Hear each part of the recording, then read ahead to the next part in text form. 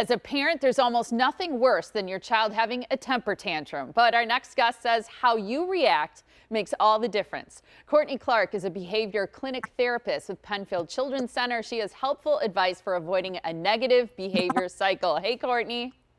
Hi, good morning. Good morning. I got to tell you, when my kids were younger, one of my kids in particular was prone to throwing tantrums. And as a parent, it's very embarrassing because you have this sense that other people are judging you and that you don't know what you're doing. Yeah, that's a common response I get from the families that I work with for sure. I bet. So tell us, what is a temper tantrum? How do you define it? So a temper tantrum is different based on the child, but typically it includes the kind of screaming, crying, dropping to the ground, that almost like noodle weight that kids do where they fall onto the floor. They might be doing kicking and flailing with their arms and legs. Sometimes there's aggression or throwing items, but usually it's the screaming that kind of defines the temper tantrum. Yeah, it tends to seem out of control too. How do you know when your child is sort of stuck in a negative behavior cycle? So the negative behavior cycles happen when our response as adults maybe feed into the behavior or make it more likely that the behavior is going to happen in the future. So for temper tantrums, that might mean, is the temper tantrum working to get your child what they're wanting in that moment? And if it does, or it gets them a lot of attention, it may actually lead to the behavior happening more intensely or more frequently in the future. And so we really look at trying to neutralize that by having parents use our STAR method, which stands for stop, think, ask, and respond. So you're going to stop, think in the moment, think about what's going on, what your child might be trying to communicate with this temper tantrum, what they might be after. Ask yourself what your expectations are, and what response you should be using to help your child learn what you want them to learn, and then actually make the response. So adding a little bit of thought in before just kind of reacting in the situation. Well, taking a pause, I think, is so important because we tend to feel out of control when our child is acting that way. So I think that's a great thing to remember, that acronym of STAR.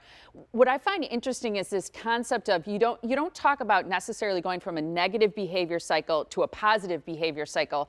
You suggest working toward a neutral behavior cycle. Yes. So temper tantrums occur for all young kids. There's really nothing we can do to make them not happen. So we're more looking at trying to minimize the intensity of the temper tantrum, help the child learn something from the situation, but just knowing and understanding that the behavior is still going to happen for young kids because that's a normal thing for them to be experiencing. What are the different types of temper tantrums? We look at it in four main categories. So the first being what we call a needs-based tantrum. So those are the tantrums we see from kids when they have a physical need that needs to be met. So hunger, tired, thirsty, sick, or for kids who have sensory concerns, having some kind of sensory overload where they're reacting to the overstimulation in the environment. Then we have the functional temper tantrum, which we call it functional because it serves a function. I call it the I want my way tantrum. So they're trying to get something that they want from us by having the tantrum. Then the third type would be the avoidant tantrum, which, like it sounds, a child's trying to avoid something. We most likely see that when we're asking kids to do something they don't want to do. So like cleaning up their toys or leaving the park or taking a bath or going to bed. So they're trying to avoid or get out of doing something.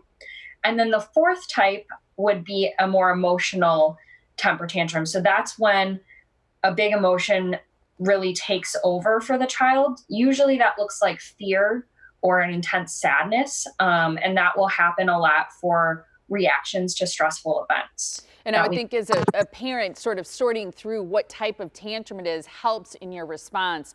One of the things that I like is that you acknowledge the fact that when you look at improvement in behavior, there are ups and downs. And I think about that with anything. Losing weight, for example, it's rarely a straight line. There are going to be some ups and downs, and allowing for that probably gives parents the opportunity to give themselves a little bit of grace. Yes, definitely.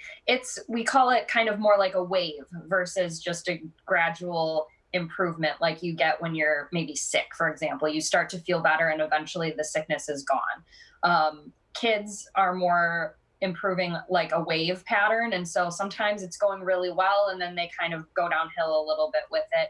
It's really more of an up and down type of process as kids grow and develop and learn new ways to try to get what they want. Yeah, and I like the point that you make that sometimes a child might need speech or occupational therapy. They also may need, if it's related to stress or trauma, some mental health services. So thank you so much for joining us about this important topic and saying that all kids have tantrums sometimes and consistency is the key. We appreciate your time. Thank you.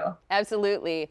And to learn more about behavioral strategies for your kids, you can visit the Coles Building Blocks site. It's PenfieldBuildingBlocks.org.